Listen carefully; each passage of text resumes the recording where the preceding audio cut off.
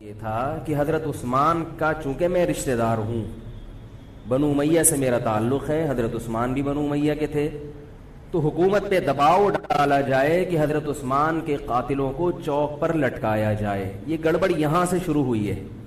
بات آ رہی ہے سمجھ میں؟ حکومت سے مطالبہ ہے کہ حضرت عثمان کے قاتلوں کو چوک پر لٹکایا جائے۔ یہ مطلب نہیں تھا حضرت معاویہ کا کہ حکومت کا اہل میں ہوں، مجھے خلافت دی جائے، میں علی کو نہیں مانتا یا میں علی کو معاذ اللہ برا سمجھتا ہوں، ایسا نہیں تھا۔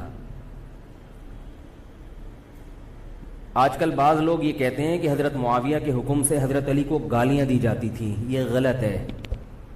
یاد رکھو عربی کے لفظ کا ترجمہ اردو میں، یہ بہت سے لوگ نا ان کو عربی زبان سے ذرا بھی واقفیت نہیں ہے، چھوٹے چھوٹے بچے آ کے بیٹھ گئے ہیں۔ عربی میں کسی پر اعتراض کرنا، اس کی پالیسیوں کو غلط قرار دینا، اس کو بھی سب و شتم کہا جاتا ہے۔ اردو میں ہر جگہ اس کا ترجمہ گالیاں نہیں ہوتا، گالیوں کا مطلب تو ہمارے ہاں کچھ اور سمجھا جاتا ہے۔ آپ کسی پر اعتراض کر رہے ہو، اس کو تو سب و شتم کہا جائے گا۔ سب و شتم میں گالیاں بھی آتی ہیں، کسی کی پالیسیوں سے اختلاف کرنا، اس کی رائے پر رد کرنا، یہ بھی آتا ہے۔ لیکن اردو میں گالی کا مطلب برا لفظ ہے، گالی کوئی شریف آدمی نہیں دیتا۔ خیر، میں یہ عرض کر رہا تھا کہ حضرت عثمان رضی اللہ تعالی عنہ کے قاتلوں سے قصاص کا دعا کریں، میں جلدی سے اس موضوع کو سمیٹ کے آج ختم کر دوں۔ حضرت عثمان کے قاتلوں سے قصاص لیا جائے۔ حضرت علی رضی اللہ تعالی عنہ کا موقف یہ تھا کہ مدینہ میں حضرت عثمان کے قاتلوں کا جو ٹولہ ہے وہ اتنا مضبوط ہے کہ اگر میں نے ان سب کو پکڑ پکڑ کے لٹکانا شروع کر دیا تو مدینہ میں امن و امان کی صورتحال خراب ہو جائے گی۔ حکومت بھی دہشت گردی کے خلاف جب ایکشن لیتی ہے تو یہ سوچتی ہے نا کہ دہشت گردوں میں کتنی پاور ہے، تمیز سے، طریقے سے۔ اب یہ ایک اختلاف تھا جو بڑھنا شروع ہو گیا۔ اس اختلاف کے پیچھے نہ حکومت کی لالچ، نہ پیسے کی لالچ، نہ دولت، یہ سب الزامات ہیں اسلام دشمنوں کے جو انہوں نے صحابہ پر لگائے ہیں۔ نہ حضرت علی پر کوئی الزام لگایا جا سکتا ہے اس مسئلے میں، نہ حضرت معاویہ پر۔ رائے کا اختلاف ہے، رائے کا اختلاف۔ ابتدا میں حضرت معاویہ کے ساتھ بہت سارے صحابہ تھے، میں یہ تو نہیں کہہ رہا زیادہ، بہت سارے صحابہ، جن میں حضرت عائشہ رضی اللہ تعالی عنہا بھی تھی۔ بعد میں حضرت عائشہ رضی اللہ تعالیٰ عنہا کا موقف تبدیل ہو گیا جب انہوں نے دیکھا کہ اس سے مسئلہ حل ہونے کے بجائے اور بگڑ رہا ہے۔ تو حضرت معاویہ نے حضرت علی کی بیعت سے انکار کیا، کہا کہ جب تک حضرت عثمان کے قاتلوں کو چوک پہ نہیں لٹکایا جاتا میں آپ کے ہاتھ پہ بیعت کرنے کے لیے تیار نہیں ہوں۔ یہ حضرت معاویہ کی رائے تھی۔ حضرت علی کی رائے یہ تھی کہ میرے لیے یہ فی الحال ممکن نہیں ہے، لہذا، اور اس سے ہو کیا رہا ہے، حکومت دو حصوں میں ڈیوائیڈ ہو رہی ہے۔ ان کی رائے یہ تھی کہ حضرت معاویہ رضی اللہ تعالی عنہ کو اپنے اس مطالبے سے دستبردار ہو کر میرے ہاتھ پہ بیعت کر لینی چاہیے، اور قرآن کا حکم ہے وَإِن طَائِفَتَانِ مِنَ الْمُؤْمِنِينَ اقْتَتَلُوا فَأَصْلِحُوا بَيْنَهُمَا فَإِن بَغَتْ إِحْدَاهُمَا عَلَى الْأُخْرَى فَقَاتِلُوا الَّتِي تَبْغِي حَتَّى تَفِيءَ إِلَى أَمْرِ اللَّهِ، کہ اگر مسلمانوں کا کوئی فریق بغاوت پہ اتر آئے، حکومت وقت سے لڑائی کرے، قاتل التی تبغی، تو جو طبقہ حکومت کو تسلیم نہیں کر رہا یا حکومت کے خلاف بغاوت کر رہا ہے اس سے قتال کرو۔ حضرت علی کا موقف یہ تھا کہ قرآن مجید کی یہ آیت مجھ سے مطالبہ کر رہی ہے کہ جو لوگ میرے ہاتھ پہ بیعت نہیں ہو رہے جبکہ میری خلافت قائم ہو چکی ہے، تو میں مسلمانوں میں تاکہ اختلاف اور انتشار نہ ہو، میں اس فریق کو تلوار کے زور سے بیعت کرنے پر مجبور کروں۔ بات آ رہی ہے سمجھ میں کہ نہیں آ رہی ہے؟ آج تو پولیس بھی نہیں بلا سکتے، موبائل ہی نہیں ہے بھائی، بند پڑے ہوئے، ورنہ میں پولیس بلوا لیتا آج آپ کو بات سمجھانے کے۔ لیکن میں کہتا ہوں کہ میں پولیس اگر بلواتا، اگر پولیس ہی کو سمجھ میں نہیں آئی، یہ بھی تو بڑا مسئلہ ہے۔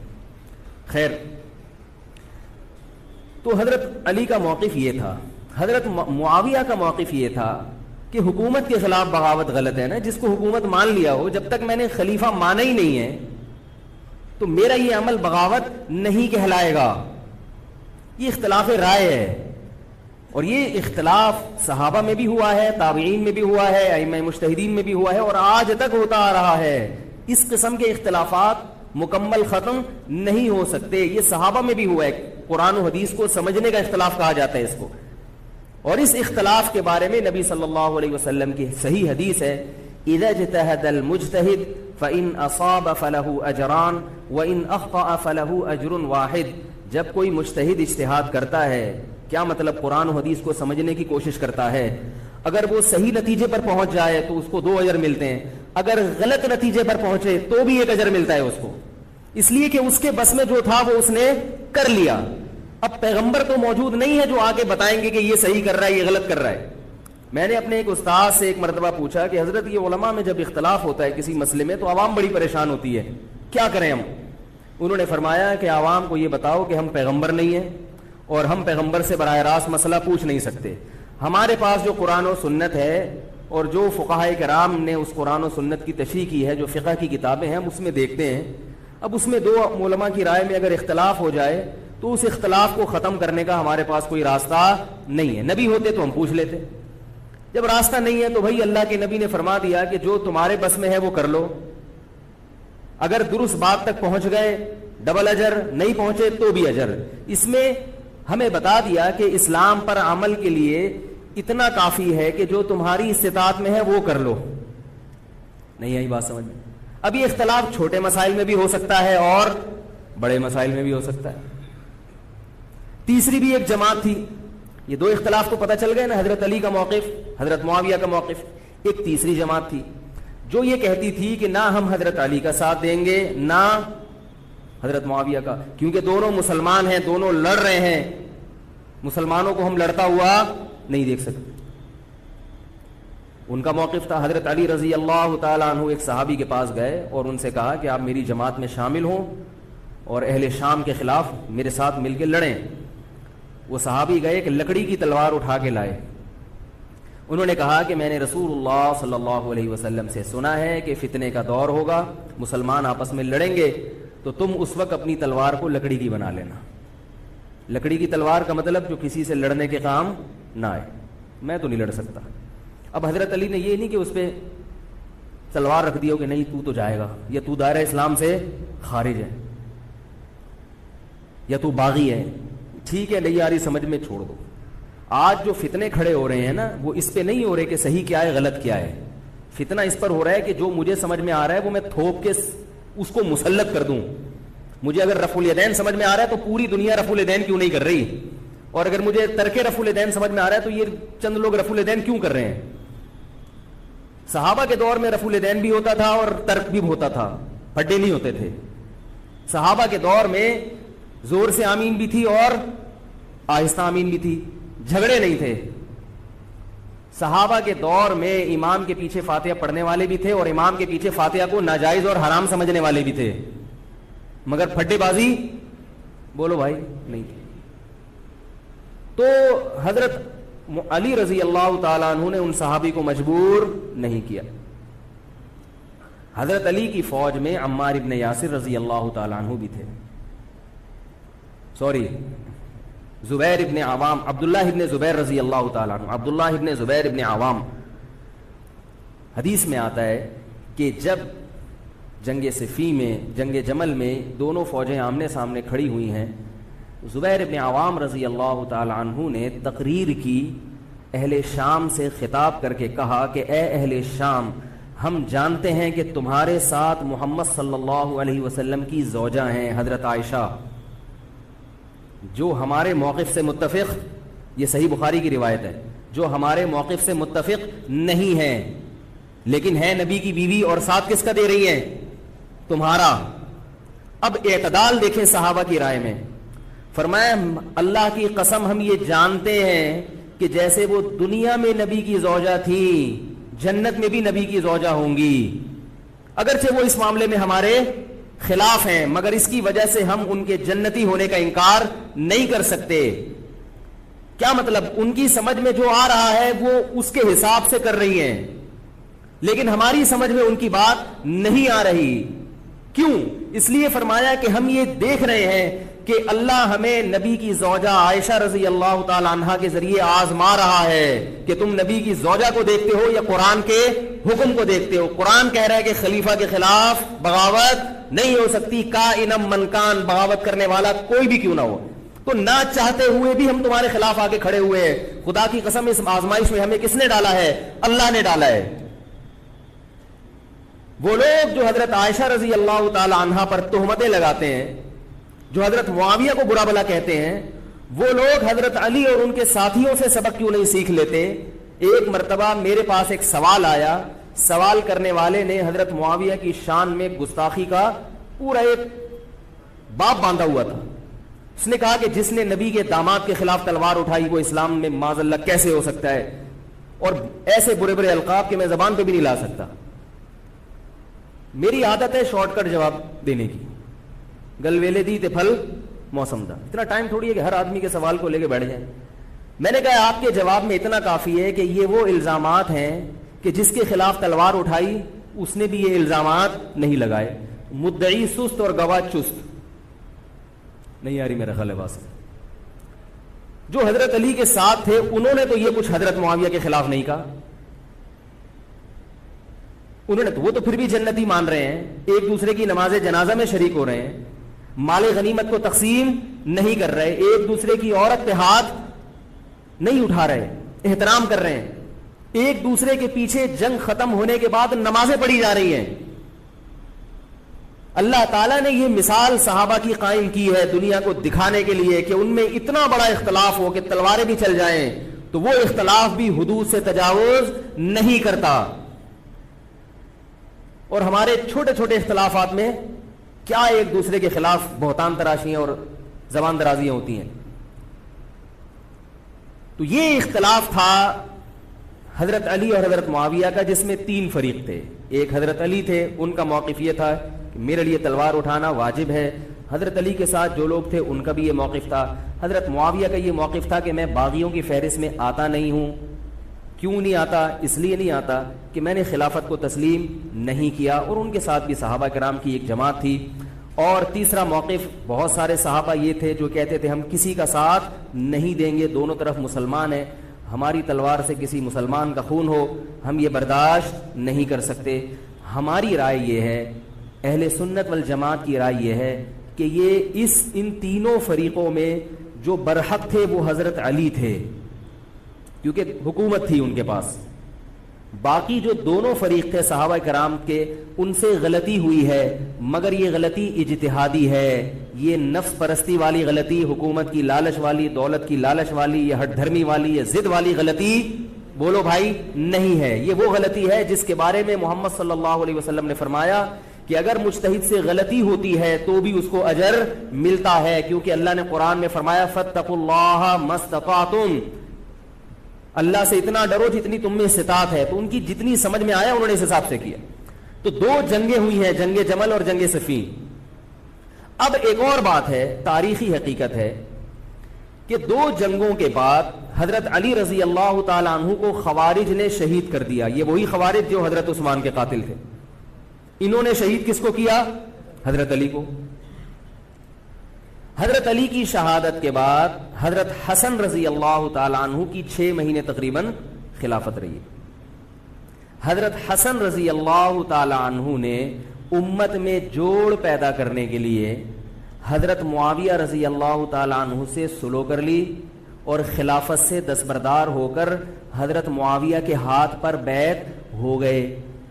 نہیں آ رہی میرا, پولیس کو فون کریں یار, بہت اہم بات ہے یہ, اس کو اچھی طرح سمجھ لیں, اللہ کرے سمجھ میں آئے.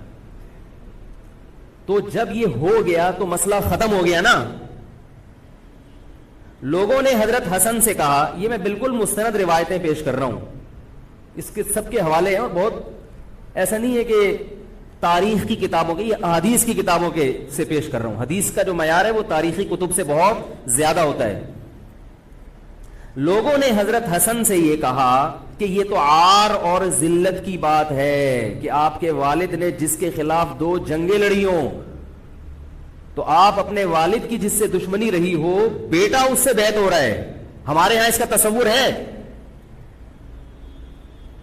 سیاسی لوٹے ہمارے یہاں بہت ہیں, مگر وہ بھی دنیاوی مفاد میں دائیں بائیں لڑکتے ہیں. آخرت کی خاطر کوئی اپنے عہدے سے دستبردار ہو جائے, یہ نہیں ہوتا. حضرت حسن اہل بیت میں سے ہیں. حضرت حسن بیت ہو گئے کس کے ہاتھ پر؟ حضرت معاویہ. لوگوں نے کہا یہ عار اور ذلت کی بات ہے, تو حضرت حسن کے وہ تاریخی الفاظ ہیں کہ میں دنیا کی ذلت کو جہنم کی آگ پر ترجیح دیتا ہوں. کیا مطلب؟ میں مسلمانوں کو آپس میں لڑتا ہوا نہیں دیکھ سکتا, میں نہیں لڑتا ہوا دیکھ سکتا. اب کوئی اس بیس پر حضرت علی پہ الزام لگائے کہ اس کا مطلب وہ لڑتا ہوا دیکھ سکتے تھے. بھائی ان کا جو موقف تھا, جو ان کی سمجھ میں آیا وہ انہوں نے کیا. حضرت حسن کا موقف اپنے والد کے موقف سے مختلف تھا, یہ اختلاف رائے ہو سکتا ہے. ان کا موقف یہ تھا کہ بھئی حضرت معاویہ حکومت کے اہل ہوں یا نہ ہوں یہ ایک الگ بحث ہے, اگر میں ان کے مقابلے میں متوازی حکومت قائم کروں گا تو پھر مطالبہ ہوگا حضرت عثمان کے قاتل سے قصاص, جو کہ ممکن نہیں ہے, اور پھر یہ لڑائی آگے چلے گی. بہتر ہے کہ دستبردار ہو جاؤ کہ حضرت آپ ہمارے خلیفہ ہیں, آپ ہمارے امیر ہیں. نبی صلی اللہ علیہ وسلم اس کی پیشگوئی پہلے کر چکے تھے. حضرت حسن رضی اللہ تعالیٰ عنہ کے بارے میں فرما چکے تھے کہ اللہ میرے اس بیٹے کے ذریعے مسلمانوں کے دو فریق میں صلح پیدا کریں. تو جو اہل بیت سے محبت کرنے والے لوگ ہیں ان کو بھی چاہیے کہ کوئی ایسا کام نہ کریں جس سے مسلمانوں میں دوبارہ سے اختلاف اور انتشار پیدا ہو جائے. جوڑ کی اہمیت شریعت میں زیادہ ہے. اب جب حضرت معاویہ کی خلافت قائم ہوئی ہے, حضرت معاویہ نے حضرت حسن رضی اللہ تعالیٰ عنہ کے اکرام میں کوئی کسر نہیں چھوڑی. اس پر متواتر روایات ہیں کہ حضرت معاویہ جتنا حضرت حسن کا اکرام کیا کرتے تھے اتنا کسی کا اکرام نہیں کرتے تھے. بہت زیادہ آپ کو عزت دی حضرت معاویہ رضی اللہ تعالیٰ عنہ نے. حضرت معاویہ کے بعد یزید کی خلافت قائم ہوئی ہے, حکومت قائم ہوئی ہے. حضرت معاویہ صحابی رسول تھے. بہت سارے صحابہ کو آپ کے طریقہ حکومت پر اعتراض تھا, کیونکہ بہرحال باقاعدہ سلیکشن نہیں ہوئی تھی. لیکن پھر بھی صحابہ کرام نے, جب حضرت حسن بیعت ہو گئے تو باقی کس کو اعتراض کا ہوگا بھائی. پھر حضرت معاویہ رضی اللہ تعالیٰ عنہ کے دور میں بہت جہاد ہوا ہے. اسلامی خلافت, ہمارا جو بر صغیر میں اسلام آیا ہے اس کا بہت بڑا حصہ حضرت معاویہ کے دور میں اسلام آیا یہاں. حضرت معاویہ کے بعد جب یزید خلیفہ بنا ہے مسلمانوں کا, تو بہت سارے صحابہ نے یزید کے ہاتھ پہ, بہت سارے تو نہیں, چند صحابہ نے یزید کے ہاتھ پر بیعت کرنے سے انکار کر دیا. وہ اتنے تھوڑے صحابہ ہیں جن کو انگلیوں پہ گنا جا سکتا ہے, جن میں حضرت حسین بھی تھے, حضرت حسن نہیں, حضرت حسن کے بھائی, بولو بھائی, حضرت حسین.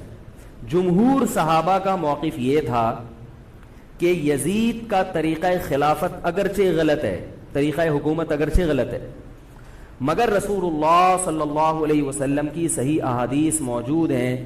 نبی صلی اللہ علیہ وسلم نے فرمایا, صحیح بخاری کی حدیث ہے, اسمعوا واطیعوا ولو سلط علیکم رجل حبشی کأن رأسہ ذبیبہ.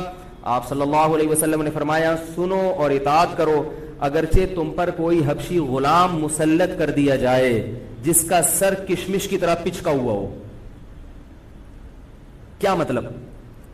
سلیکشن نہیں ہوئی بلکہ زبردستی مسلط ہو گیا کسی بھی طرح سے, اور جو مسلط ہوا وہ کسی بھی لحاظ سے حکومت کرنے کا اہل نہیں ہے, غلام ہے. غلام کبھی بھی حکومت کا اہل نہیں ہوتا, اور غلام بھی حبشی, کالا کلوٹا, گوروں سے جس کو ویسے ہی تبھی نفرت ہو, بھائی ہم سارے سفید ہیں اور یہ ایک بلیک کہاں سے آ گیا دوسری قوم کا آدمی. انسان دوسری قوم کے آدمی کو قبول نہیں کرتا, قوم بھی دوسری, اور فرمایا شکل بھی اچھی نہیں ہے. بھائی حاکم کم از کم شکل کا اچھا ہو تو اطاعت کرتے ہوئے مزہ آتا ہے, شکل بھی اچھی نہ ہو تو آدمی کہتا ہے یار اس کی مانوں میں, عجیب سا ہے. یہ فطرت ہے انسان کی. لوگ کوشش کرتے ہیں امام لائیں تو شکل بھی اچھی ہو اس کی, یہ کوشش کرتے ہیں لوگ. امام میں پتہ نہیں کیا کیا دیکھ رہے ہوتے ہیں. تو کیا ہے, شکل بھی اچھی نہیں ہے اور عقل بھی نہیں ہے, سر پچکا ہوا ہے کس کی طرح, کشمش کی طرح. صحیح ہے بخاری کی حدیث. مطلب یہ کہ کسی بھی لحاظ سے نہ لک وائز اچھا لگ رہا ہے آپ کو, نہ اس کے اندر صلاحیتیں ہیں, مگر مسلط ہو گیا, کسی نے بھی مسلط کر دیا. تو آپ نے فرمایا اب اس کے خلاف بغاوت نہیں کرنی, اس کی اطاعت کرنی ہے. آپ کہیں گے یہ کیسا حکم ہے بھائی اسلام کا؟ ایک آدمی نا اہل ہے مگر اس کی مان کے چلو, یہ تو مروا دے گا. یہ اس لیے اسلام نے حکم دیا ہے کہ اس کے پاس پاور تھی تو مسلط ہوا ہے نا. کیا خیال ہے بھائی؟ تو اب جب اس کے خلاف چلو گے تو اس سے وہ ہٹنے والا نہیں ہے, وہ خون خرابہ کر دے گا, قتل و غارت کرے گا اور فساد پیدا کر دے گا وہ. کیونکہ اگر وہ کمزور ہوتا تو خلیفہ بنتا نہیں. وہ خلیفہ کی, حاکم کی ڈیفینیشن کیا ہے؟ جس کے پاس قوت نافذہ ہو. ایک دن ایک صاحب کہنے لگے مسلم لیگ کے دور میں, جنرل مشرف کے دور میں اس کو نہیں مانتا, میں اس کو نہیں مانتا. میں نے کہا آپ کے ماننے نہ ماننے سے کچھ نہیں ہوتا, وہ مسلط ہو گیا ہے, جس طریقے ہیلی کاپٹر سے آیا ہو یا فرشتے اس کو لائے ہوں. کیونکہ حاکم کی جو ڈیفینیشن ہے کہ جس کے پاس قوت نافذہ ہو. قوت نافذہ اردو کا گاڑا لفظ ہے. قوت نافذہ کہتے ہیں کہ جب وہ کچھ کہتا ہو تو کر کے دکھا سکتا ہو, چاہے فوج کے ذریعے, چاہے پولیس کے ذریعے, چاہے کسی بھی طریقے. ایک آدمی کو پوری قوم نے سلیکٹ کر لیا مگر اس کی سنتا کوئی نہیں ہے, وہ کچھ کہتا ہے تو اس کے منہ سے الفاظ نکل کے ہوا میں تحلیل ہو جاتے ہیں, چلتی کسی اور کی ہے, وہ جو کہتا ہے کر کے دکھا دیتا ہے. تو اصل حاکم کون ہے؟ جو کہتا ہے اور کر کے دکھا دیتا ہے. اب یہ ایک الگ بحث ہے کہ یہ ظالم ہے, یہ غلط طریقے سے آیا ہے, اس پر بحث ہو سکتی ہے کہ جب یہ غلط طریقے سے آیا ہے تو اس کو قانون کے دائرے میں رہ کے ہٹانے کی کوشش کی جائے. لیکن مسلح بغاوت کرنا, اس کے خلاف بندوق اٹھانا, اس کے خلاف تلوار اٹھانا, اس کی شریعت نے اجازت نہیں دی. میں یہ نہیں کہہ رہا کہ اس کی مخالفت کی اجازت نہیں دی. نبی صلی اللہ علیہ وسلم نے فرمایا سب سے بہترین جہاد ظالم بادشاہ کے سامنے حق بات کہنا ہے. کہنے کی حد تک آپ کو مخالفت کی اجازت ہے کہ بھائی یہ جو وزیر اعظم کا بیان آیا ہے یہ بیان ملک کا بیڑا غرق کر دے گا, ان کی پالیسیاں صحیح, جیسے آج کل ہو رہا ہے کہ اخباروں میں کالم نگار اپنی اپنی رائے لکھتے ہیں حکمرانوں کے بارے میں. لکھنے کی حد تک, بولنے کی حد تک ہے. آپ مسلح دستہ لے کے بغاوت کرنے پر آ جائیں, اس کی شریعت نے اجازت, بول لو بھائی کچھ نہیں ہوتا. یہ قرآن اور سنت سے بات ثابت ہے, اس کی شریعت نے اجازت نہیں دی ہے. کیونکہ آپ یہ کریں گے تو اللہ نے دنیا کو اسباب کے ساتھ جوڑا ہوا ہے. آپ کے پاس کچھ بھی نہیں ہے, نہ آپ کے پاس ٹینک ہے, نہ آپ کے پاس آرمی ہے, نہ آپ کے پاس پولیس ہے, آپ کے پاس صرف جذبہ ہے. خالی جذبہ اگر کارآمد ہوتا تو نوح علیہ الصلوۃ والسلام اور آپ کے ساتھ جو 40 افراد تھے ان میں بہت جذبہ تھا, مگر ایک طرف پوری دنیا تھی. اللہ نے جہاد کا حکم نہیں دیا. اللہ تعالیٰ نے اس دنیا کو صرف جذبات کے ساتھ یا ایمان کے ساتھ منسلک نہیں کیا, اس دنیا کو دارالاسباب بنایا ہے. جذبے کے ساتھ ساتھ کچھ طاقت اور قوت بھی ہونی چاہیے, اور یہ قوت حکومت کے پاس ہوتی ہے, پبلک کے پاس بول لو یار نہیں. اگر پبلک کے پاس ہے تو وہ بھی حکومت کی پالیسیاں ہوتی ہیں کہ یہ بھی لیاری گینگ رہنے دو تھوڑے دنوں کے لیے, ان لوگوں کے پاس تھوڑا سا کلاشن کوفے رہنے دو, حکومت جب چاہے غائب کر دے. وہ یہ جو کلاشن کوفے لے کے لوگ گھوم رہے ہوتے ہیں نا اور بتا رہے ہوتے ہیں ہم امام مہدی کا لشکر ہیں, یہ سب گورنمنٹ کے لوگ ہوتے ہیں. آئی بات سمجھ میں؟ گورنمنٹ کی طرف سے ان کو پرمٹ ملا ہوتا ہے, ورنہ آپ چاقو لے کے بھی, جو کھنجر ہے نا وہ بھی لے کے ذرا گھوم کے دکھاؤ. تو جو بھی امام مہدی کا لشکر کا دعویٰ کر رہا ہے اور کہہ رہا ہے میں یوں کر دوں گا, میں یوں کر دوں گا, میرے ساتھ آ جاؤ, تو سمجھ لو گورنمنٹ نے اس کو خود ہی بٹھایا ہوا ہے. اور بعض دفعہ حکومت اپنی مخالفت کے لیے بھی بندے بٹھا دیتی ہے. یہ ایجنسی والے بڑے ہوشیار ہوتے ہیں, یہ اپنی مخالفت کے لیے پبلک بندوں کو خرید کے بٹھاتے ہیں کہ تم آرمی کے خلاف اور ایجنسیوں کے خلاف تقریریں کرو اور جہاد کا اعلان کرو. اس کا نتیجہ کیا نکلتا ہے؟ جو جو جہاد کے اعلان میں ان کے ساتھ ہوتے چلے جاتے ہیں ان کے نام ایجنسیوں کے پاس پہنچ جاتے ہیں. پھر ایجنسیاں کہتی ہیں ابھی ان کو کھل کے جہاد کرنے دو, تاکہ جتنے لوگوں میں اس قسم کے جہاد کے جراثیم ہیں وہ تمام آ جائیں اور ایک ہی دفعہ اسپرے کر کے سب کو نمٹا دیا جائے. یہ ایک بچوں کی طرح کبھی اس کو پکڑ لیا, یہ کام نہیں ہوتا. تو اس لیے کہہ رہا ہوں یہ جو نوجوان طبقہ ہے اس کو جہاد کے نام پہ الو بنانے والے ہر جگہ بہت ہیں. الو ضرور بنو مگر کسی اور عنوان سے بن جاؤ, جہاد کے نام پہ الو نہ بنو, کیونکہ کسی اور عنوان سے الو بنو گے اتنا نقصان نہیں ہوگا. اس عنوان سے الو بنو گے تو بڑا بیڑا غرق ہو جائے گا, جیسے کہ بہت سو کا بیچاروں کا ہو چکا ہے. تو میں یہ کر رہا تھا کہ نبی صلی اللہ علیہ وسلم کی صحیح حدیث ہے, اسی طرح صحیح ہے مسلم کی حدیث ہے, آپ صلی اللہ علیہ وسلم نے حاکم کی اطاعت کا حکم دیا. صحابہ نے عرض کیا یا رسول اللہ اگر وہ ہم پہ ظلم کرے تو بھی بغاوت نہ کریں. آپ نے فرمایا وَإِن ضَرَبُوا ظَهْرَكَ, اگرچہ وہ تمہاری پیٹھ پہ کوڑے مارے, ایسا ظالم ہو, پھر بھی بغاوت. یہ میں نہیں کہہ رہا, یہ محمد صلی اللہ علیہ وسلم کے الفاظ ہیں کیوں؟ اس لیے کہ آپ صلی اللہ علیہ وسلم نے اتحاد پہ زیادہ زور لگایا ہے. بھائی حکومت ایک ہوگی جیسی مرضی لنگڑی لولی ہو, مگر مسلمان کی جو ایک یونائٹی ہے, جو ایک اتحاد ہے, وہ تو برقرار رہے گا نا. اگر آپ کمزور ہو گئے تو کتنا مرضی ایمان ہو, کمزور آدمی دنیا میں کہیں بھی نہیں پنپ سکتا. تبھی میں کہتا ہوں پاکستان کی قدر کرو. جیسا مرضی ہے, ایک مضبوط آرمی تو ہے نا, ایٹم بم تو ہے, جیسی مرضی آرمی ہو, لیکن ہے تو نا. اگر یہ ختم ہو گئی اور نیک نیک لوگ آ گئے مگر اتنے پاورفل نہ ہوئے, وہ آپ کو انڈیا سے نہیں بچا سکتے, وہ آپ کو امریکہ کے شر سے نہیں بچا سکتے, کیونکہ اس وقت پوری دنیا پاکستان کی دشمن ہوئی ہوئی ہے سوائے چند ممالک کے. اور وہ جو ملک بچا ہوا ہے یہ میرے اور آپ کی تقریروں سے نہیں بچا ہوا, یہ ایٹم بم سے بچا ہوا ہے. اللہ نے دنیا کو اسباب کے ساتھ جوڑ دیا ہے. ایٹم بم بھی ہے اور پھر ایمان کی طاقت بھی ہے کسی حد تک, جو کہ بہت ہی شارٹ ہو گئی ہے ایمان کی طاقت. تو دونوں چیزیں چلتی ہیں ساتھ, صرف بم بھی کافی نہیں ہے. اللہ نے فرمایا اگر تم تقوی اختیار کرو گے تو اللہ تمہاری مدد کرے گا, ورنہ نہیں کرے گا. تو دونوں چیزیں ضروری ہیں. تو حضرت معاویہ کے بعد یزید کے بارے میں جمہور صحابہ کا موقف یہ تھا کہ یہ جیسا مرضی ہو, ظالم ہو, عادل ہو, یہ ایک الگ بحث ہے, مگر ہے بہرحال یہی. پاور کس کے پاس ہے؟ اسی کے پاس. حضرت حسین رضی اللہ تعالیٰ عنہ کا موقف یہ تھا کہ میں یزید جیسے آدمی کے ہاتھ پر بیعت کرنے کے لیے تیار. بولو بھائی, نہیں, میں نہیں بیعت کرتا اس کے ہاتھ, کیونکہ یزید کے بارے میں خبریں تھیں. بعض کہتے تھے شراب پیتا ہے. حضرت مفتی محمد تقی عثمانی صاحب کا انہوں نے فرمایا ہے کہ کسی مستند روایت سے ثابت نہیں ہے شراب پینا. روایتیں ہیں مگر کوئی اوتھینٹک روایت نہیں ہے. تو اب نتیجہ کیا نکلا کہ حضرت حسین رضی اللہ تعالیٰ عنہ کے پاس کوفہ سے خطوط آئے. کوفہ کا گورنر تھا ابن زیاد, وہ بھی یزید کا آدمی تھا, بڑا ظالم آدمی تھا وہ. اہل کوفہ کے خطوط آئے کہ آپ آ جائیں یہاں پر, یہاں سب لوگ آپ کے ہاتھ پر بیعت کرنے کے لیے تیار ہیں. حضرت حسین کا خیال یہ تھا کہ اگر یہ سب تیار ہیں تو یزید کی حکومت بغیر لڑائی کے, بغیر بڑے قتال کے, مسلمانوں کے خون خرابے کے بغیر ختم ہو سکتی ہے. آئی بات سمجھ میں؟ جو انفارمیشن آپ کو ملی تھی, جو نالج آپ کو ملی تھی, وہ نالج غلط تھی. اگر وہ نالج صحیح ہوتی تو حضرت حسین کبھی کربلا کی طرف رخ نہ کرتے, کیونکہ حضرت حسین کا موقف بھی یہی تھا کہ مسلمانوں کی تلواریں آپس میں نہ چلیں. حضرت حسین رضی اللہ تعالیٰ عنہ کے پاس جب 50 سے زیادہ خطوط آئے ہیں اہل کوفہ کی طرف سے کہ آپ آئیے, آپ آئیے, آپ آئیے, تو پہلے حضرت حسین رضی اللہ تعالیٰ عنہ نے اپنے رشتہ دار جو آپ کے چچزاد تھے مسلم بن عقیل, ان کو بھیجا. نتیجہ کیا نکلا؟ مسلم بن عقیل کا وہاں پر حکومت نے گرفتار کر کے ان کو قتل کر دیا. اب یہ ایک ایسا ظلم تھا جس کے ظاہر ہے کہ کسی کو سفیر بنا کے بھیجا جائے, کسی کو حال حوال دیکھنے کے لیے بھیجا جائے, اور حضرت حسین کی نیت ہرگز بغاوت کی نہیں تھی.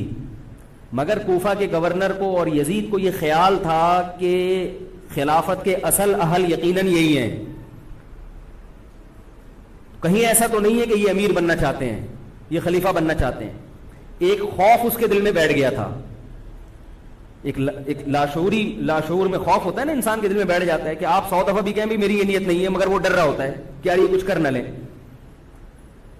تو جب مسلم بن عقیل کو شہید کیا گیا, حضرت حسین رضی اللہ تعالیٰ عنہ جا چکے تھے. جب حضرت حسین رضی اللہ تعالیٰ عنہ کوفہ کی طرف جا رہے تھے, بہت سارے صحابہ نے آپ کو منع کیا, جن میں عبداللہ ابن عمر رضی اللہ تعالیٰ عنہ بھی تھے, عبداللہ ابن عباس رضی اللہ تعالیٰ عنہ بھی, کہ آپ یہ کام نہ کریں. بعض نے تو کہا کہ ہمیں آپ کی شہادت کا یقین ہے, کیونکہ جس حالات میں آپ جا رہے ہیں حکومت یہ سمجھے گی کہ بغاوت کرنے آ رہے ہیں, لہذا وہ آپ کو کیا کرے گی, اس بیس پہ قتل نہیں کرے گی کہ آپ نواسہ رسول ہیں, کیونکہ وہ بھی مسلمان تھے. اس بیس پہ قتل کرے گی کہ آپ کی نیت کیا ہے, حکومت کے خلاف بغاوت. تو ان کے پاس ایک اپنے آپ کو برحق ثابت کرنے کے لیے ایک دلیل ہوگی کہ حکومت کا باغی جو بھی ہو اسے کیا کر دو, قتل. رسول اللہ صلی اللہ علیہ وسلم نے فرمایا, صحیح حدیث ہے, کہ جب مسلمان کسی ایک امیر پہ جمع ہو جائیں تو اس کے خلاف جو بھی اٹھے, نبی نے فرمایا اس کو قتل کر دو, کائنم من کان, چاہے وہ اس کے خلاف اٹھنے والا کتنا ہی نیک کیوں نہ ہو. یہ حدیث کے الفاظ ہیں. حضرت حسین کا موقف یہ تھا کہ میں نے ابھی تک یزید کی خلافت اور حکومت کو تسلیم نہیں کیا, لہذا میں اس وعید میں داخل نہیں ہوں. اب ہوا یہ ہے کہ حضرت حسین رضی اللہ تعالیٰ عنہ جب گئے ہیں اور کربلا کے مقام پہ پہنچے ہیں تو وہاں آپ رضی اللہ تعالیٰ عنہ کو مسلم بن عقیل کی شہادت کا بھی پتہ چلا اور اندازہ ہوا, میں بہت شارٹ کر کے سنا رہا ہوں, اندازہ ہوا کہ حالات ایسے نہیں ہیں جیسے میں سمجھ رہا تھا. عبید اللہ جو ابن زیاد تھا بدبخت, اس نے حضرت حسین کو یہ کہا کہ بغیر کسی شرط کے حضرت حسین کو گرفتار کر کے لاؤ اور میرے ہاتھ پر بیعت کراؤ. یہ رسول اللہ صلی اللہ علیہ وسلم کے نواسے کی توہین تھی کہ آپ صلی اللہ علیہ وسلم کے نواسے ہیں اور ان کے ساتھ ایسے معاملہ کیا جائے جیسے ایک عام شخص کے ساتھ معاملہ کرتے ہیں. ان کو گرفتار کر کے معاذ اللہ گھسیٹ کے لاؤ اور میرے ہاتھ پر بیعت پر کیا کرو, ان کو مجبور کرو. حضرت حسین رضی اللہ تعالیٰ عنہ کا کربلا کے میدان میں موقف یہ تھا کہ میں اگر بیعت ہوں گا تو ڈائریکٹ یزید کے ہاتھ پہ بیعت ہوں گا جو مسلمانوں کا خلیفہ ہے, ابن زیاد کے ہاتھ پر بیعت نہیں ہوں گا. یہ بھی اس تاریخ کا ایک اہم پہلو ہے کہ حضرت حسین نے کوفہ جانے کا ارادہ ترک کر دیا اور کربلا سے شام جانے کا آپ رضی اللہ تعالیٰ عنہ نے ارادہ کر لیا. اور بعض مورخین نے لکھا ہے کہ حضرت حسین جو واپس آ رہے تھے تو وہ کربلا سے گزر رہے تھے, وہ واپسی کا راستہ ہی شام کا راستہ ہے. نہیں یاری بات میرا خیال ہے سمجھ, وہ جس ٹریک پر چل رہے تھے وہ راستہ کون سا ہے, وہ شام کو جاتا ہے. یہ اس کی علامت ہے کہ آپ یزید سے ملاقات کے لیے, مذاکرات کے لیے تیار بولو بھائی ہو چکے تھے کہ میں خود براہ راست یزید سے مل کے حال احوال دیکھتا ہوں, اگر مجھے سمجھ میں آیا تو میں اس کے ہاتھ میں بیعت ہو جاؤں گا. حضرت حسین رضی اللہ تعالی عنہ کا مقصد حکومت کے خلاف تلوار اٹھانا بولو بھائی نہیں تھا, ورنہ وہ اس کے لیے تیار نہ ہوتے. مگر جو ابن زیاد تھا اس نے حضرت حسین رضی اللہ تعالی عنہ اور آپ کے ساتھ جتنے اہل بیت تھے ان پر ظلم یہ کیا اس بدبخت نے کہ اس نے انہیں شام جانے کا راستہ نہیں دیا اور اس میں اپنی توہین محسوس کی کہ میرے ہاتھ پر بیعت کیوں نہیں ہو رہے, اور لشکر بھیجا جس لشکر نے چاروں طرف سے حضرت حسین رضی اللہ تعالیٰ عنہ کو گھیرا. حضرت حسین نے کہا کہ میں عزت کی جو موت ہے اس کو ذلت کی زندگی پر ترجیح دیتا ہوں. کوئی بھی غیرت مند ہوتا تو اس وقت یہی کرتا کہ بھئی جب میں اپنے دعوے سے بھی دستبردار ہو گیا اور میں شام جانے کے لیے بھی تیار ہو گیا, اب میرا راستہ روکنے کی کیا حقیقت ہے. اللہ تعالیٰ کوفہ کے گورنر کے ذریعے حضرت حسین کا قتل کروانا چاہتے تھے تاکہ اس کی بدبختی ساری دنیا کے سامنے ظاہر ہو جائے. اگر حضرت حسین پھر بھی تلوار چلاتے, پھر بھی لڑتے, تو حضرت حسین پر یہ الزام لگایا جا سکتا تھا کہ معاذ اللہ آپ باغیوں میں ہیں. تو اللہ تعالیٰ نے اپنے نبی کے نواسے کو اس الزام سے محفوظ رکھا اور آپ نے لڑائی کا ارادہ ترک کر دیا. حضرت حسین نے کربلا کے میدان میں جو لڑائی لڑی ہے وہ اقدامی لڑائی نہیں تھی, وہ دفاعی لڑائی تھی.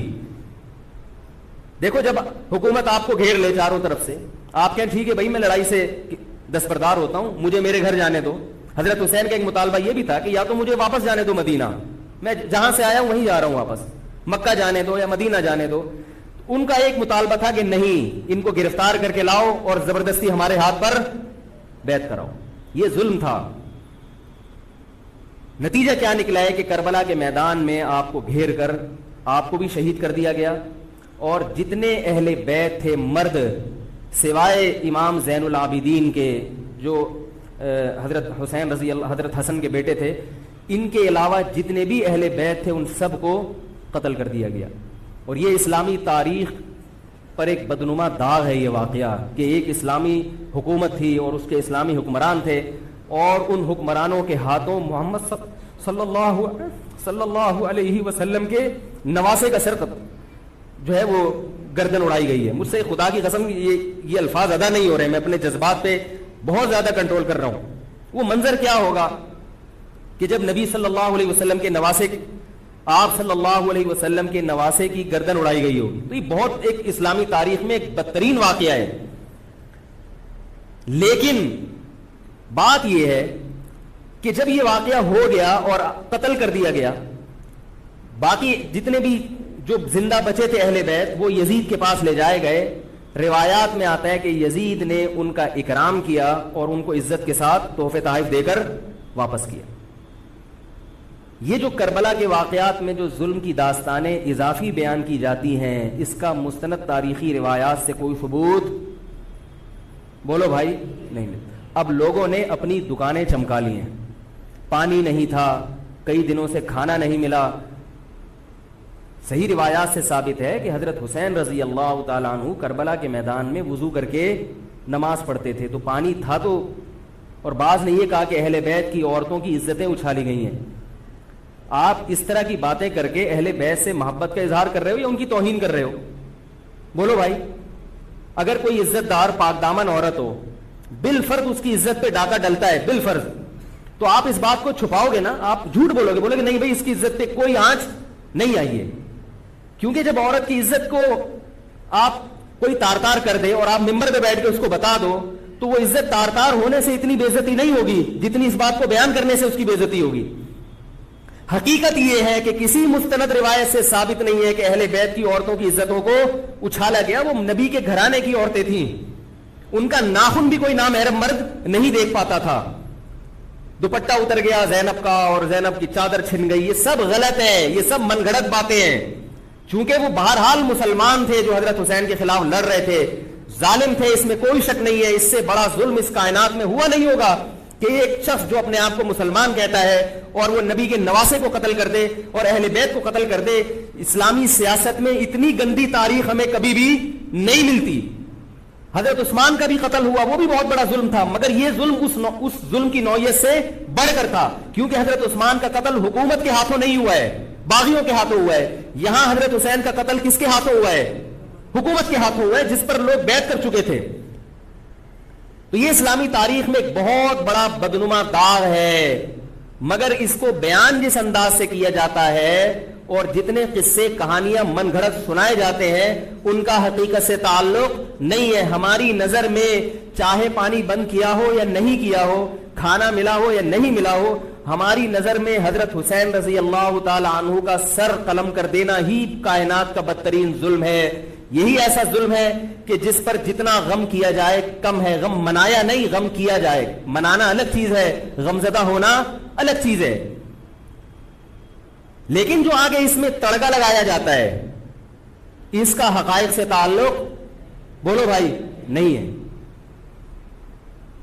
یہ دکانیں ہیں جو چمکائی, اس میں سب برابر ہے, شیعہ بھی سنی بھی. بہت سارے سنی علماء بھی کربلا کے واقعے کو بہت ہی بھیانک انداز سے بیان کرتے ہیں, اور مقصد کیا ہوتا ہے؟ پبلک کو رلانا. ایک رونا وہ ہوتا ہے جو خود سے آئے, اور ایک رونا ہوتا ہے باقاعدہ آپ کو آرڈر پہ رونے کے لیے اور رلانے کے لیے بلایا جائے. وہ رمضان میں نے بتایا تھا نا کہ میں نے ختم قرآن پہ دعا کی تو مجھے رونا آ گیا, بہت زیادہ رونا آیا. اگلے دن ایک صاحب کہنے لگے مولوی صاحب آج بھی ایسی ایک دعا ہو جائے. میں نے کہا میں آرڈر پہ نہیں روتا, میں آرڈر پہ نہیں روتا. اب تو آ بھی رہا ہوگا تو نہیں آئے گا.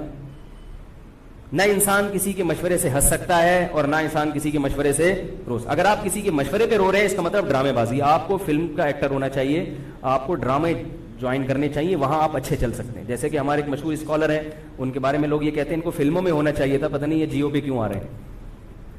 وہ آرڈر پہ روتے بھی ہیں, آرڈر پہ. اب چونکہ یوٹیوب کا دور ہے, میں پہلے جو کربلا کے واقعات جو لوگ بیان کرتے ہیں ان کی تقریریں نہیں سنتا تھا. اب کیا ہوتا ہے, بعض دفعہ بیٹھے ہوئے ہیں کہیں سفر پہ جا رہے ہیں تو یوٹیوب کی ویڈیو, ہم نے کہا چلو یار ہم بھی سن لیں. ایسی چہک چہک کے منہ بنا بنا کے گھما گھما کے تقریریں ہوتی ہیں, لگتا ہے کہ یہ باقاعدہ ایک ڈرامہ ہے, اداکار ہے, فنکار ہے جس کو ڈرامے بازی کے لیے یہاں. یہ حضرت حسین کی شہادت کو کیش کرا رہے ہیں. یہ حضرت حسین سے محبت کرنے والے نہیں ہیں, یہ ان کی شہادت کو دیکھو. اس کی مثال ایسے جیسے کوئی محلے میں مر گیا, کسی سیٹھ کا بیٹا مرا, اب آپ کو سیٹھ سے قرضہ چاہیے تو سب سے زیادہ آپ روگے نا, تاکہ سیٹھ صاحب سمجھیں کہ محبت سب سے زیادہ کس کو ہے؟ آپ کو. تو آپ اس کی بیٹے کی موت کو کیا کرا رہے ہو؟ کیش کرا رہے ہو. بعض لوگ کسی کی شہادت کو کیش کراتے ہیں, کسی پہ ظلم کو کیش کراتے ہیں. تو میں پھر عرض کروں کہ بہت بدترین واقعہ ہے. حضرت حسین رضی اللہ تعالیٰ عنہ کا سر لے جایا گیا یزید کے پاس. یزید بدبخت نے چھڑی سے آپ کے ہونٹوں کو چھوا. وہاں صحابی رسول نے فرمایا کہ ایسا مت کرو. فرمایا اللہ کی قسم میں نے ان ہونٹوں پہ بارہا محمد صلی اللہ علیہ وسلم کے ہونٹ رکھے ہوئے دیکھا ہے. بارہا میں نے دیکھا ہے کہ محمد صلی اللہ علیہ وسلم نے ان ہونٹوں کا بوسہ لیا ہے. بارہا میں نے دیکھا ہے ان صحابی کے دل پہ کیا گزر رہی ہوگی جو حضرت حسین کے ساتھ یہ حرکت دیکھ رہے ہوں گے، جبکہ اسی حسین کو انہوں نے بارہا نبی کی گود میں بھی دیکھا اور بارہا نبی کے ہونٹوں کو بھی ان ہونٹوں سے مس ہوتے ہوئے دیکھا. تو جب یہ سر ان کے سامنے رکھا ہوگا اور اس کے ساتھ یہ حرکت ہو رہی ہوگی، ان صحابی کے جذبات کیا ہوں گے.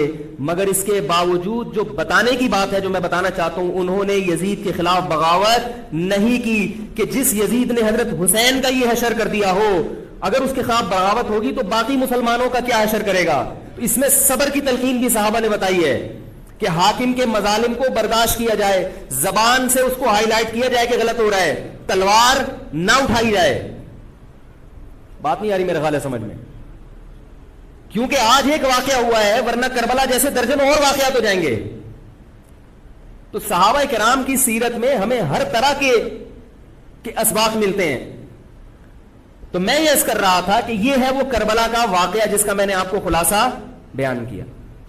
اس کے بعد کیا ہوا ہے کہ یہ جو بنو امیہ کی حکومت تھی، اس کی وہ ویلیو صحابہ کرام کے دل میں نہ رہی جو پہلے کسی حد تک برقرار تھی. یہ بہت ایک حکومت کے خلاف لوگوں کے دل میں بغض پیدا ہو گیا اور بالآخر بغاوتیں شروع ہوئیں.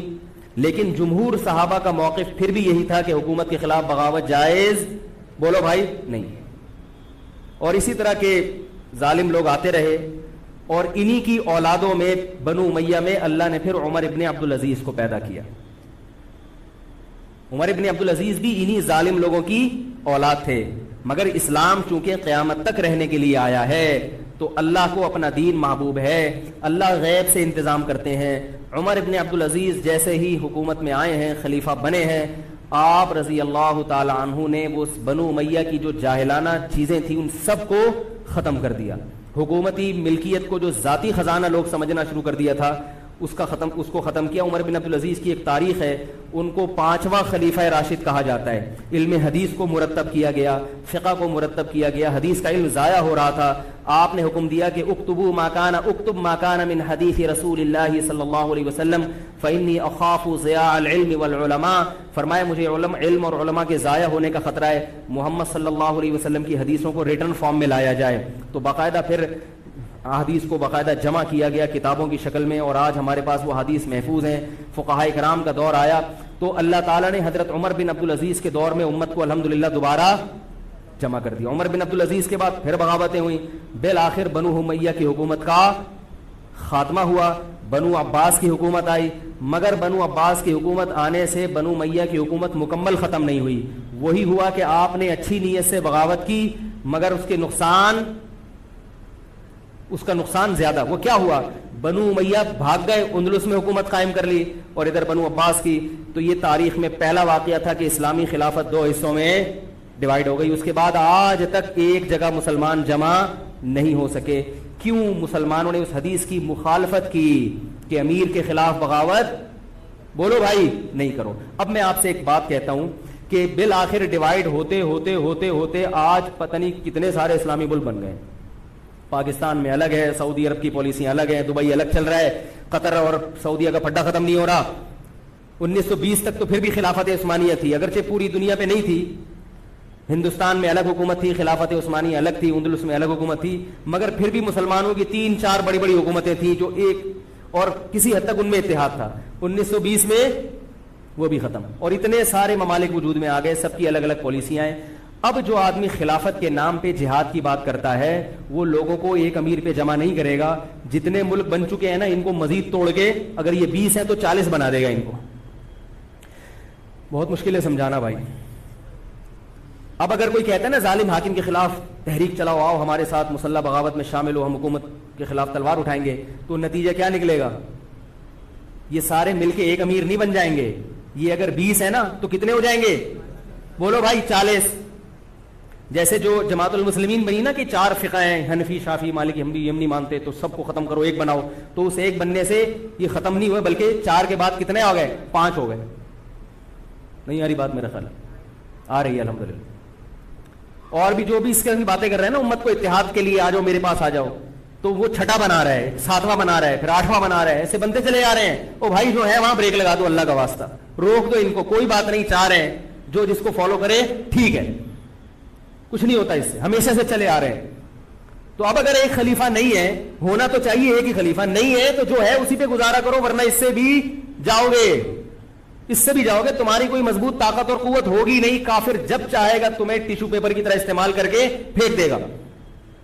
تو کربلا کے واقعہ سے ہمیں کیا سبق ملتا ہے کہ علامہ ابن تیمیہ رحمہ اللہ تعالی فرماتے ہیں کہ جمہور صحابہ کی جو رائے تھی, حضرت حسین رضی اللہ تعالیٰ عنہ کی بھی اپنی ایک رائے تھی, مگر ابن تیمیہ رحمہ اللہ فرماتے ہیں کہ اگر حضرت حسین رضی اللہ تعالیٰ عنہ کربلا کی طرف خروج نہ کرتے تو ابن تیمیہ کی رائے یہ کہ یہ زیادہ بہتر تھا. اب آپ کہیں گے کہ صحابی رسول کی رائے سے اختلاف کر رہے ہیں, نہ, وہ کہہ رہے ہیں وہ جو جمہور صحابہ تھے جو حضرت حسین کو منع کر رہے تھے وہ بھی تو صحابہ تھے. حضرت حسن بھی تو صحابی تھے, حضرت حسن نے حضرت معاویہ کے خلاف لڑائی نہیں لڑی. تو صحابہ کی دو رائے تھی, جمہور ایک طرف تھے, تو فرماتے ہیں اگر یہ نہ ہوتا تو زیادہ بہتر تھا. لیکن حضرت حسین رضی اللہ تعالی عنہ کے بارے میں ہمارا موقف یہ ہے کہ وہ یہ سب کچھ اس وقت کے جو حالات تھے اس میں کوئی بھی ہوتا اور غیرت مند ہوتا تو وہ یہ کرنے پر مجبور تھا. اور اس میں دھوکہ کس نے دیا حضرت حسین کو؟ اہل کوفہ نے, جس کا حضرت حسین کو علم نہیں ہو سکا. اب میں آپ سے ایک بات عرض کر رہا ہوں, یہ تو میں نے کربلا کی تاریخ کا آپ کو خلاصہ بیان کیا ہے. اس میں جو میں نے ایک دعویٰ کیا کہ اس میں مظالم جو بیان کیے جاتے ہیں اس میں غلو ہے بہت, اس غلو کی ایک دلیل گل ویلے دی تے پھل موسم دا. اب میں آپ کو تاریخی کتابوں کے حوالے دوں, وہ بہت لمبی بات ہوگی, اس میں بہت تضاد ہے. آپ یہ جو خطیب ہے نا جو کربلا کے مظالم بیان کرتے ہیں, ان خطیبوں کے بیان سنیں, ہر آدمی کا بیان دوسرے سے مختلف ہوگا. یہ خود اس کی علامت ہے, یہ کسی ایک بات پر ٹکنے کے لیے تیار نہیں ہے. ان کا مقصد ہے رونا اور پبلک کو رلانا. رونے کا اپنا ایک مزہ ہے, آپ کہیں گے بھائی رلانے میں کیا ملتا ہے؟ بھائی جیسے ہنسنے کا مزہ ہے ایسے ہی آرڈر پہ باقاعدہ رونے کا بھی ایک تو رونا غم سے ہو رہا تو اس میں مزہ نہیں آتا, ایک آرڈر پہ جب انسان روتا ہے اس کا اپنا ایک مزہ ہے.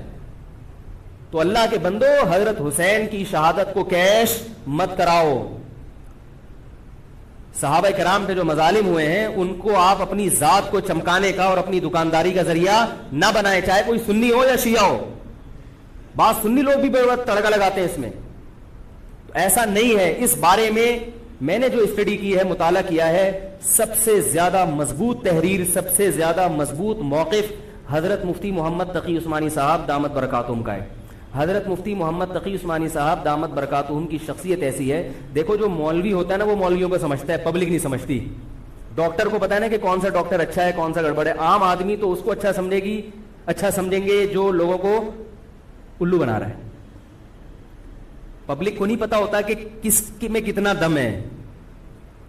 او بھائی سونار کو پتا ہوگا نا کہ یہ اصلی سونا ہے یا ہمارے جاننے والے ہیں کباڑ, وہ دھات پہ ہاتھ رکھ کے بتاتے ہیں پیتل ہے, سونا ہے, تانبا ہے, لوہا ہے, ہاتھ رکھ کے بتا دے گا.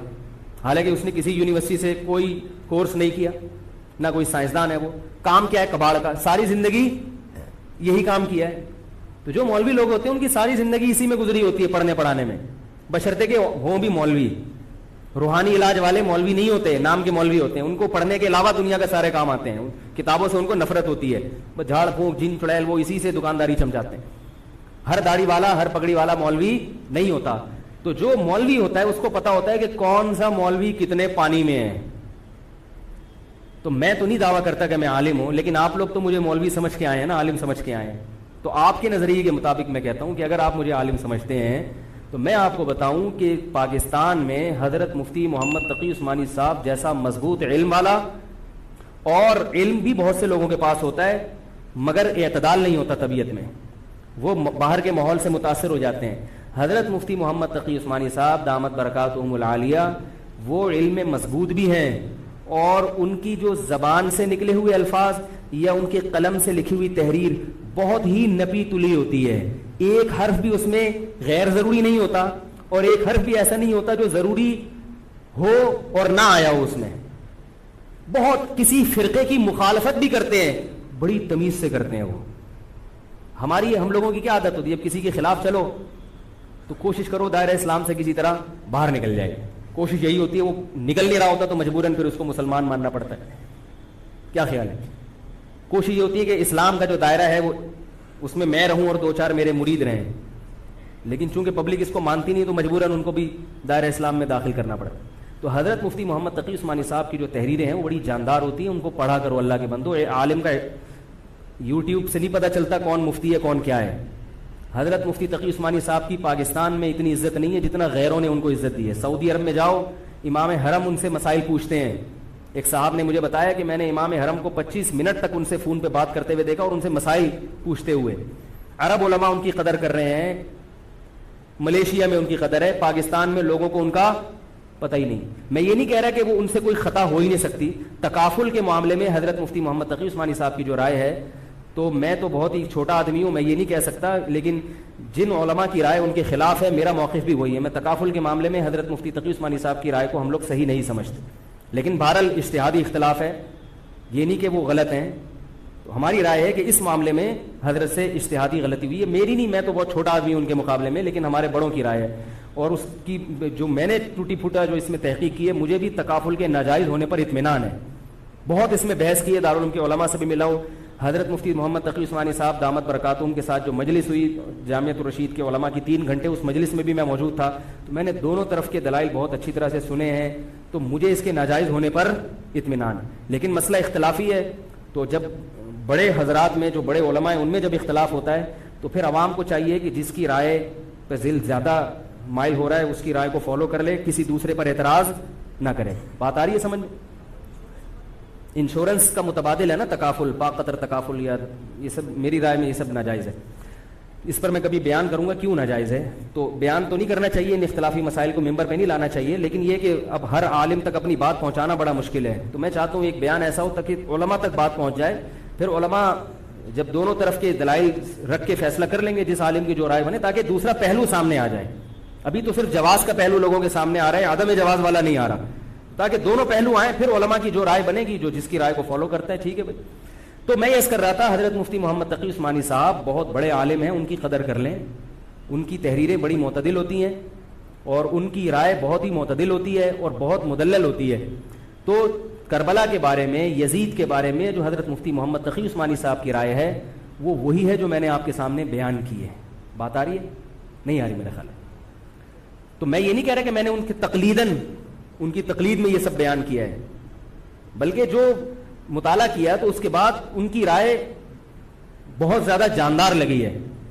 اور یہ جو میں عرض کر رہا ہوں نا کہ یہ جو کربلا کے واقعات بیان کیے جاتے ہیں, ہر خطیب کا بیان دوسرے خطیب سے مختلف ہے. یہ خود اس کی علامت ہے کہ دال میں کچھ کالا کالا ہے, یہ ایک جگہ ٹکتے کیوں نہیں ہیں.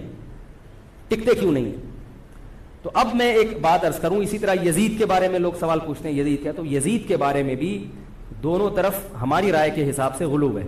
یزید کے دور میں حضرت حسین کا قتل یقیناً ہوا ہے, مگر کسی ایک مستند روایت سے یہ ثابت نہیں کہ یزید نے حکم دیا تھا حضرت حسین کو قتل کرنے کا. یہ کہیں بھی روایت میں ثابت نہیں آ رہی میرا خیال ہے.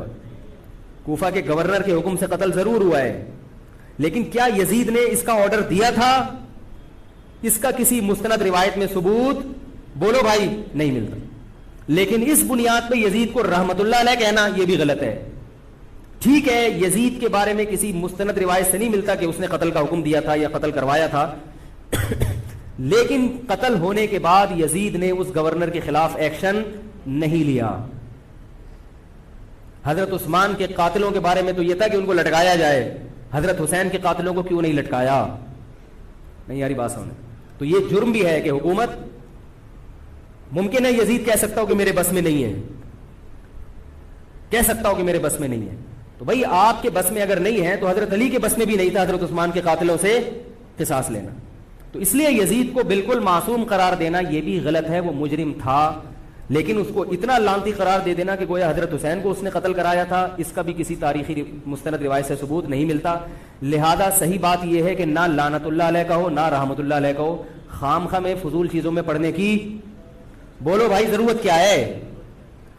قیامت کے دن آپ سے یزید کے بارے میں سوال, میرے سے کسی نے پوچھا کہ یزید کے بارے میں آپ کیا کہتے ہیں. میں نے کہا آپ کو جاپان کے جو بھی صدر ہے اس کے بارے میں پتہ ہے, چائنا کے بارے میں پتہ ہے. وہ کہہ رہے وہ تو کافر ہیں. میں نے کہا چلو مسلمانوں کے, علامہ اقبال کے بارے میں پوری رپورٹ ہے آپ کے پاس. تاریخ میں لاکھوں شخصیات ایسی ہیں جن کے بارے میں آپ کو نہیں پتا. تو یزید کے بارے میں بھی اگر نہیں پتا ہو تو میرا خیال ہے کوئی پریشان ہونے کی ضرورت نہیں ہے. تو یہ کربلا ایک واقعہ تھا, ایک اسلامی تاریخ میں ایک بدترین واقعہ رونما ہوا اور یہ واقعہ ختم ہو گیا. ہمیں جو قرآن اور سنت نے جس بات کا حکم دیا ہے ہمیں وہ کرنا ہے. بات آ رہی ہے سمجھ میں؟ ہمیں کیا کہا ہے؟ نماز قائم کرنی ہے, اسلام کے 5 ارکان ہیں. کربلا کا واقعہ دنیا میں وجود میں آتا تو بھی 5 نمازیں پڑھنی تھی, وجود میں نہیں آتا تو بھی 5 نمازیں پڑھنی. باقی حضرت حسین کی شہادت اس لیے بھی ہوئی ہے کہ اللہ کے نبی نے ان کو شہید قرار دے دیا تھا. اللہ تعالیٰ نے آپ کو اس منصب تک پہنچانا تھا جس منصب کی گواہی محمد صلی اللہ علیہ وسلم دے چکے.